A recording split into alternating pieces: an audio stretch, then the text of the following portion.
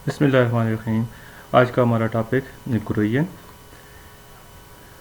क्रोयन का process metal के साथ रिलेटेड होता है।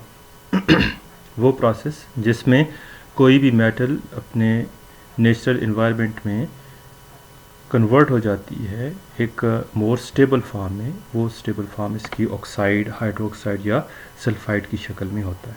तो हम ये कहते हैं कि ऐसा प्रोसेस जिसमें एक रिफाइंड मेटल नेचुरली कन्वर्ट हो जाएगी ऑक्साइड में, हाइड्रोक्साइड में या सल्फाइड में, और इसकी वजह ये है कि इसके हाइड्रोक्साइड, ऑक्साइड या सल्फाइड ज़्यादा स्टेबल होते हैं। तो इससे जो मेटल है वो ख़राब होना शुरू हो जाती है। तो इसकी मेन काज वही है कि जो मेटल्स ज़्यादा रिएक्टिव होती हैं वो अपने सराउंडिंग में मौजूद ऑक्सीजन, हाइड्रोजन या इलेक्ट्रिक करंट या इवन डर्ट या बैक्टीरिया वगैरह के साथ भी रिएक्शन करके मुख्तलिफ़ किस्म के सब्सटेंसेस में कन्वर्ट हो जाती हैं। तो इस प्रोसेस को हम क्रोजन कहते हैं। अब कौन सी मेटल क्रोजन करती हैं? तो तकरीबन हम ये कह सकते हैं कि सारी मेटल्स क्रोजन करती हैं। बाज़ मेटल्स बहुत स्लोली क्रोजन करती हैं, लिहाजा हमें उनका विजिबली हमें उनका ज़्यादा अंदाज़ा नहीं होता, लेकिन बाज़ बहुत फास्ट क्रोजन करती हैं। जैसे कि आयरन जो है वो तेज़ी से, प्योर आयरन बहुत तेज़ी से क्रोजन करेगा, जबकि स्टेनलेस स्टील हो गया ये स्लोली क्रोजन करती है। इसके अलावा हमारे पास एक ग्रुप ऑफ मेटल्स है जिनको हम नोबल मेटल्स कहते हैं। इन मेटल्स में हमारे पास प्लैटिनम है, प्लेडियम है, सिल्वर, गोल्ड और रोडियम है। ये ऐसी मेटल्स हैं कि ये पेयर स्टेट में नेचर में पाई जाती हैं, और इसकी वजह यही है कि ये हाईली स्टेबल मेटल्स हैं और ये क्रोजन नहीं करती। अब हम ये देखना चाहते हैं कि थर्मोडायनेमिकली क्रोजन जो है वो फेवरेबल है या कब फेवरेबल है, कब फेवरेबल नहीं है। तो इसके लिए हम आयरन की एग्जांपल लेते हैं। आयरन का रिडक्शन पोटेंशियल, आयरन Fe+2 जब आयरन मेटल में कन्वर्ट होता है तो इसका जो रिडक्शन पोटेंशियल है -0.44 वोल्ट है ये। अब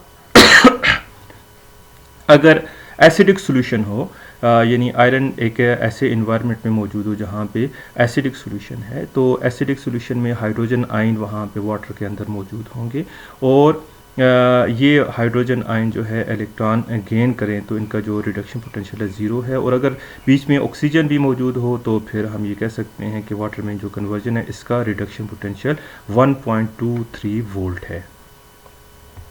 इसी तरह अगर बेसिक सोल्यूशन है तो हम ये देखेंगे कि ऑक्सीजन, वाटर और इलेक्ट्रॉन जो हैं वो ये रिड्यूस होकर हाइड्रोक्साइड आयन बनाएंगे, और जो रिडक्शन पोटेंशियल है 0.4 वोल्ट है पॉजिटिव में। इसका मतलब ये हुआ कि चाहे एसिडिक मीडियम है, जैसे देखें यहाँ पे एसिडिक मीडियम है या बेसिक मीडियम है, तो इनमें जो रिडक्शन पोटेंशियल है वो आयरन में कन्वर्जन के रिडक्शन पोटेंशियल से बहुत ज़्यादा है। लिहाजा अगर एसिडिक मीडियम में आयरन पड़ा हुआ है या बेसिक मीडियम में पड़ा हुआ है तो ये जो प्रोसेस है क्रोजन का, ये फेवरेबल प्रोसेस होगा थर्मोडायनेमिकली। तो आयरन को एसिडिक मीडियम हो या बेसिक मीडियम हो, वो आयन को तो आयरन में कन्वर्ट नहीं करेगा, लेकिन उसके रिवर्स को यानी आयरन को आयरन आयन में आसानी से कन्वर्ट कर देगा। अब ये जो रस्ट होता है, यानी आम तौर पे जो हम क्रोजन लेते हैं वो आयरन की लेते हैं, और आयरन के क्रोजन से जो प्रोडक्ट बनता है उसको हम रस्ट कहते हैं। वो जो रस्ट है ये एक कम्प्लिकेटेड कंपाउंड होता है, कम्प्लिकेटेड मटेरियल है। ये आयरन ऑक्साइड का हाइड्रेटेड फॉर्म होती है, और इसमें ये जो वाटर ऑफ क्रिस्टलाइजेशन है वो वेरी करते हैं। जो एक्स है वो डिफरेंट होता है, वो इसलिए हम ये इसको Fe2O3.XH2O की शक्ल में लिखते हैं। तो ये हमारा आज का टॉपिक था। इसमें हमने बेसिकली ये देखना है कि क्रोजन होती क्या है, और इसका थर्मोडायनेमिक्स हमने देखा, कौन सी मेटल क्रोजन करती हैं, कौन सी मेटल क्रोजन नहीं करती।